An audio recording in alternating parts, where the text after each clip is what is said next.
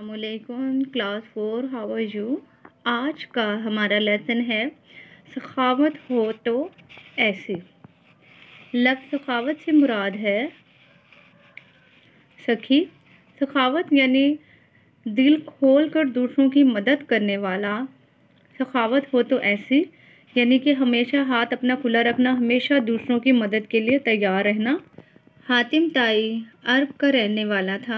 हातिम ताई के बारे में आप जानते होंगे, इसके बारे में हमने कहानियाँ भी बहुत पढ़ी हैं। ये अरब का रहने वाला था, पुराने ज़माने का शायर, लेकिन अपनी सखावत की वजह से बहुत मशहूर था उस ज़माने में। मगर अब भी किसी की सखावत के बारे में जब मिसाल दी जाती है तो हातिम ताई की तरह ही कहा जाता है। ठीक है, इस सबक में हम सखावत की एक मिसाल पढ़ेंगे जिसमें वो अपने बहुत बेहतरीन दोस्त जिस घोड़े को लोगों पर कुर्बान कर देता है, किस तरह करता है, क्या होता है। अब ये कहानी हम खाने की सूरत में पढ़ेंगे। स्टूडेंट, आपने यह कहानी पहले सुननी है और फिर अच्छे तरीके से 3-3 बार खुद करनी है। हातिम ताई अरब का रहने वाला था और तय कबीले का सरदार था। ठीक है, तय कबीले एक कबीले का नाम है। वो अपने माल को ज़रूरतमंदों में तकसीम करके बहुत सुकून पाता था। एक साल अरब में ऐसा कहत क्या होता है, कहत वो होता है ना बारिश हो ना ज़मीन में कुछ अगे, और जब खाने के लिए जो ज़ख़ीरा पड़ा हो वो भी ख़त्म हो चुका हो। कहत पड़ा कि ज़मीन सूख कर फट गई, यानी उसमें ना बारिश हुई ना तो ज़मीन में डालने के लिए कोई पानी था ना कुछ था। ज़मीन सूख जाने की वजह से फटना शुरू हो गई थी, फ़िज़ा गर्द आलूद हो गई। जानवरों पर भी कहत का बुरा असर पड़ा। ऊँटों के पेट पसलियों से लग गए, यानी इतनी ज़्यादा कमज़ोर हो गए थे कि उनकी पसलियाँ नज़र आना शुरू हो गई।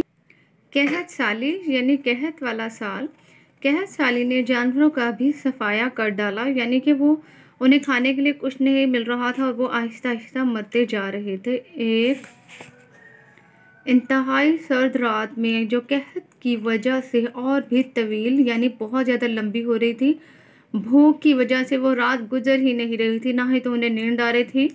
हातिम के बच्चे अब्दुल्ला और अदी भूख से बिलबिला रहे थे। हातिम बच्चों की हालत देखकर बहुत परेशान हुआ और बच्चों को बहलाने के जतन करने लगा। जतन यानी मुख्तलिफ तरीके, मुख्तलिफ बहाने। ये देखें उसके बच्चे किस तरह से रो रहे, उन्हें बहुत भूख लग रही थी। हातिम की बीवी भी भूख और नकाहत से निढाल थी। भूख यानी भूख लगती, नकाहत कमज़ोरी।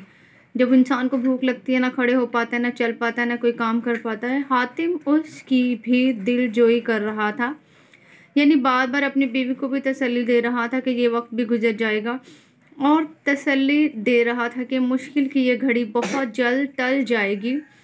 नींद उसकी आंखों से बहुत दूर थी, मगर हातिम की बीवी बच्चों को थपक थपक कर खुद भी झूठ मूठ सो गई, यानी बच्चों को सुलाने की कोशिश कर रही थी, लिटाया हुआ था उनको, लेकिन खुद भी एक्टिंग कर रही थी सोने की। रात का बड़ा हिस्सा गुजर गया तो यूं महसूस हुआ जैसे कि किसी ने खैमे का पर्दा उठाया और फिर छोड़ दिया।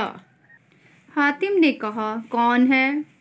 एक औरत की आवाज़ आई। मैं आपकी पड़ोसन हूँ। मैं अपने बच्चों को चीखता चिल्लाता छोड़ कर तुम्हारे पास आई हूँ। मुझे इसके सिवा और कोई रास्ता दिखाई ना दिया। हातिम, तुम बहुत सखी हो, मेरे बच्चों पर रहम करो। खुदारा यानी खुदा के लिए अल्लाह ताला का वास्ता दे रही थी, उन्हें मरने से बचा लो। उन्होंने 2 दिन से कुछ नहीं खाया है, वो भूख से बिलक बिलक कर मर जाएंगे, यानी इतना रो रहे हैं। बिलक बिलक यानी भूख से बहुत ज़्यादा रोना।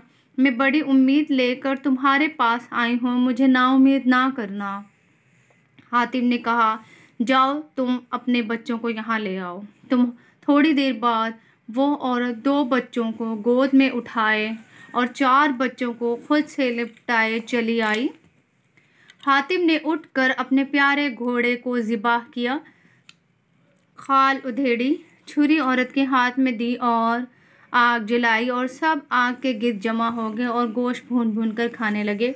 ये देखें हातिम की सखावत, अपने पहले घोड़े को उसने प्यार किया और फिर इसको ज़िबाह किया और ये आग यहाँ लगी हुई है, यहाँ बैठकर सब खाना खा रहे हैं। हातिम कबीले के हर घर में पहुंचा और सबको दावत दी, लोगों उठो, आग के पास पहुंचो। थोड़ी देर में सब इकट्ठे हो गए और अपनी भूख मिटाने लगे। वो चादर में लिपटा हुआ एक तरफ बैठा रहा और गोश्त खाने वालों को चुपचाप देखकर खुश होता रहा। उसने गोश्त की एक बोटी भी ना चखी। क्यों नहीं चखी? क्योंकि वो उसका बहुत प्यारा दोस्त था और उसकी हिम्मत ना हुई तो कि गोश्त को खा सके। उसको बहुत मोहब्बत थी उससे, लेकिन वो सखी और इतना था कि उसने लोगों की मदद की और उनको भूख की हालत में खाना मुयस्सर किया। हालांकि वो सबसे ज़्यादा भूखा था। सुबह होते होते उसके घोड़े में सिवाय हड्डियों के और कुछ बाकी ना रहा, मगर हातिम का दिल भूखों की मदद करके खुशी से फूला ना समा रहा था। यानी वो इसी में खुशी महसूस करता था कि दूसरों की मदद करे। आपने खानी करनी और अच्छे तरीके से करनी और मुश्किल अल्फाज को अंडरलाइन करना है और फिर कमेंट्स में लिखना है।